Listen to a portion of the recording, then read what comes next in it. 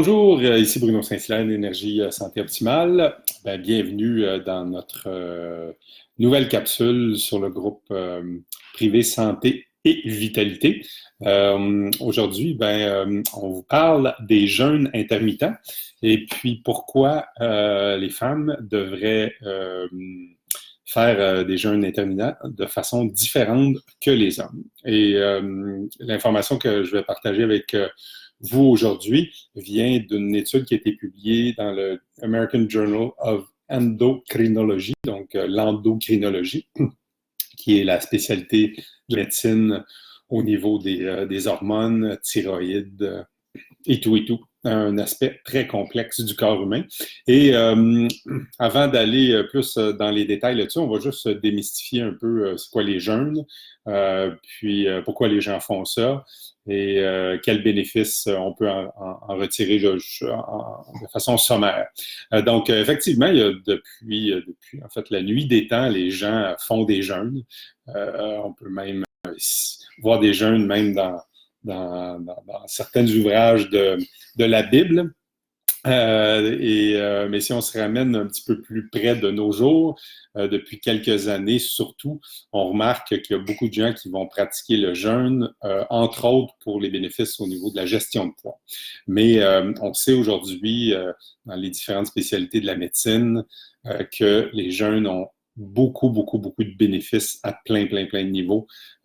Diminuer l'oxydation au niveau du corps en général, activer notre capacité de concentration, oui, gérer le poids, bien gérer la glycémie, activer plein de choses au niveau des chromosomes, des mitochondries, de certaines organelles dans chacune de nos trilliards de cellules. Donc, dynamiser l'activité cellulaire, permettre aussi au corps de sortir pendant une période prolongée de la période de désintoxication qui est très énergivore dans le corps. Puis aussi, des façons de se recentrer émotionnellement sur d'autres choses que l'alimentation, malheureusement, qui est une béquille chez beaucoup de gens aujourd'hui. On entend plein de gens qui disent moi, je mange mes émotions. Bon, faire des jeûnes, ça peut être intéressant à ce niveau-là. Ceci étant dit, il ne faut pas faire des jeûnes n'importe comment, de n'importe quelle façon, en allant chercher des recettes sur Internet, si on n'a pas un objectif qui est très précis. Et à cet égard-là, si vous voulez en savoir plus là-dessus, le cadeau qu'on vous offre aujourd'hui, ça serait une consultation de 15-20 minutes gratuite avec moi pour qu'on puisse discuter de le jeûne. Est-ce que c'est quelque chose qui peut être intéressant pour vous? Et si oui, de quelle façon que le jeûne peut être intégré pour vous accompagner vers vos objectifs santé et de cette façon-là, de le faire aussi en sécurité. C'est bien important. Donc, les jeûnes dont on va parler aujourd'hui, c'est principalement le jeûne intermittent. Parce qu'il y a différents types de jeûnes. On peut jeûner pendant plusieurs jours en s'assurant qu'on a du liquide et des choses comme ça. Mais là, ce qu'on parle ici, c'est ce qui est peut-être le plus à la mode et pourquoi les femmes et les hommes devraient jeûner différemment. Et puis, je vais rajouter un petit peu plus de détails, là, quelles femmes et quel groupe d'âge aussi qu'on vise avec ça. Donc, les jeûnes intermittents, grosso modo, imaginez que vous arrêtez de manger, votre dernier repas de la journée aujourd'hui, ce serait le repas du soir, et vous arrêtez de manger à 19 heures, par exemple. Un jeûne intermittent serait jusqu'à probablement quelque part comme aux alentours de peut-être fin d'avant-midi, là, aux alentours de 10h30, 11h, jusqu'à peut-être 1h. Donc, 12 à 14 heures environ sans manger. Et voilà. Puis après ça, on recommence à manger dans cette chronologie-là ou dans ce bloc horaire-là.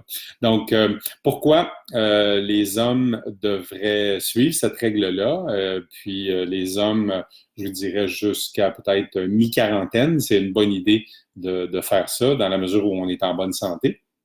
Puis on peut faire ça à chaque jour sur une période prolongée. Ça peut être une habitude de vie qui est très intéressante. Chez les hommes, par exemple, si vous avez plus que 45 ans d'âge, ça serait une meilleure idée d'en faire moins souvent, mais des jeûnes plus prolongés. Donc, au lieu du 12 à 14 heures, peut-être plus viser 18-20 heures. Et au lieu de le faire à tous les jours, faites-le peut-être 2-3 fois par semaine, intercalé. Pas 2 ou 3 jours de film, mais peut-être lundi, mercredi, samedi, par exemple. Ça serait une bonne idée. Puis, chez plusieurs femmes, ça serait une bonne idée de cette façon-là aussi. Puis, je vous explique pourquoi.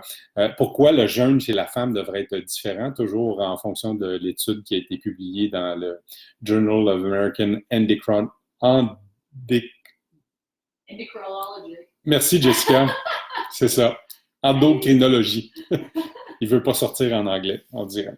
Donc, les chercheurs de cette vaste étude-là, qui ont mené cette vaste étude-là, nous disent que les femmes devraient faire attention à ça parce que quand le corps humain, le corps de la femme, est en période de jeûne prolongé, donc plus que quelques heures,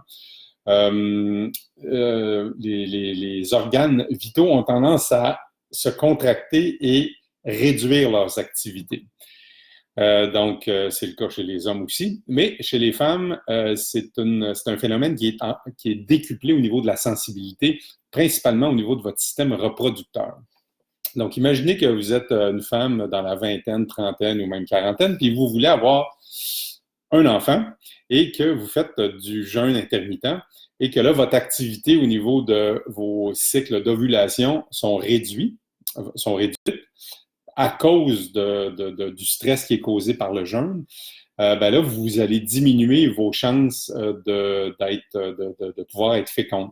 Okay? Dans l'étude, on dit même que chez un bon groupe de femmes qui faisaient du jeûne intermittent sur une base quotidienne, on a remarqué une réduction de la grosseur des ovaires.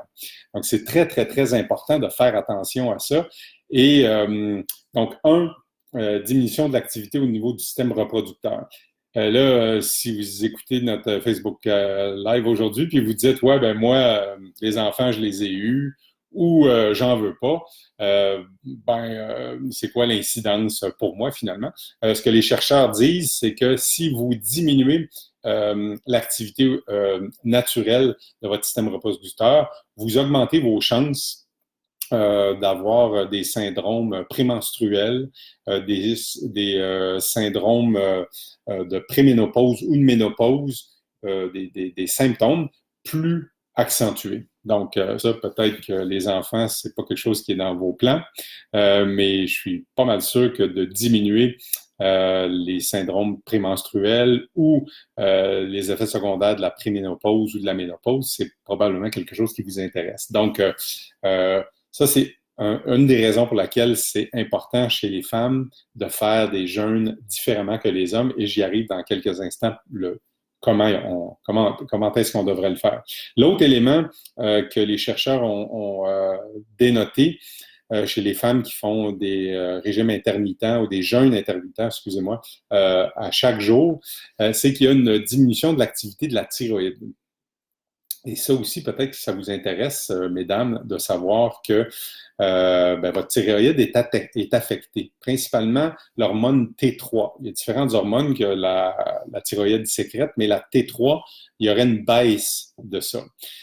Et votre glande thyroïde est moins active, il y a des choses déplaisantes que vous pouvez remarquer. 1, vous avez plus froid. 2, c'est plus difficile de perdre du poids. 3, vous avez une humeur qui est changeante. Okay? Puis c'est peut-être en lien avec ce que je parlais tout à l'heure par rapport au syndrome prémenstruel ou les effets secondaires moins intéressants de la préménopause et de la ménopause. Okay? Donc, c'est une des raisons pour laquelle c'est pas une bonne idée si vous êtes une femme, peu importe l'âge, de faire un régime, un jeûne intermittent à chaque jour. Ce que les scientifiques qui ont publié cette recherche-là nous disent, c'est que si vous êtes une femme, vous devriez en faire 2, peut-être 3 fois par semaine maximum. Okay? Vous pouvez le prolonger, comme j'ai mentionné chez les hommes, chaque jeûne, au lieu d'en faire un de 12 à 14 heures, de le faire 18 à 20 heures. Mais que ce soit celui-là ou l'intermittent à 12-14 heures, c'est vraiment pas une bonne idée pour les raisons que j'ai nommées au niveau de votre système reproducteur et aussi l'impact sur votre thyroïde d'en faire à chaque jour. Donc, je me répète, 2, 3 jours, maximum 4 jours semaine. C'est bon? Alors, en espérant que ces trucs-là vont vous aider à mieux comprendre le jeûne intermittent. Peut-être une indication aussi là, que votre thyroïde n'est pas en bonne forme, n'aime vraiment pas l'expérience du jeûne intermittent, c'est que, vous avez, au niveau de votre thyroïde, il y a une baisse d'énergie. Si vous avez un bilan sanguin, puis un bilan hormonal, puis votre médecin vous dit, ben là, il y a une baisse notée là, de la T3, par exemple, ben, c'est probablement que si vous faites des jeûnes, ben, ces jeûnes-là sont trop fréquents, sont trop drastiques. L'autre chose qui peut vous indiquer que vous devriez arrêter le jeûne, c'est que si vous avez une faim là, qui est vraiment... Vous mangez très bien des aliments de bonne qualité durant votre période de non-jeûne, mais durant votre jeûne, vous avez faim, là, si vous voulez arracher les potes, c'est incontrôlable. Ben, s'il vous plaît, arrêtez ça, mangez, puis reprenez votre jeûne peut-être 2, 3 jours plus tard. C'est bon? Donc, si vous avez très, très froid aussi, c'est une indication que il y a quelque chose au niveau hormonal qui fonctionne mal, puis ça serait une bonne idée d'arrêter le jeûne puis de continuer à manger normalement, puis peut-être repousser votre prochain jeûne dans 2 ou 3 jours, par exemple. C'est bon? Alors, je vous invite encore, si vous avez le goût d'en discuter un petit peu plus, si c'est quelque chose que vous avez considéré, faire un jeûne intermittent, mais vous ne savez pas trop comment vous y prendre, ou vous en avez fait, puis vous n'avez pas été heureuse des résultats, ben simplement indiquer jeûne dans les commentaires ou m'envoyer un message en message privé, puis on prendra un 15-20 minutes ensemble pour examiner ça en fonction de votre style de vie, puis voir comment est-ce que le jeûne intermittent peut bien vous servir, ou peut-être que c'est peut-être pas une bonne idée présentement. C'est bon? Alors, merci beaucoup d'avoir été là, en direct ou en différé, et puis ben, on se revoit bientôt. Salut!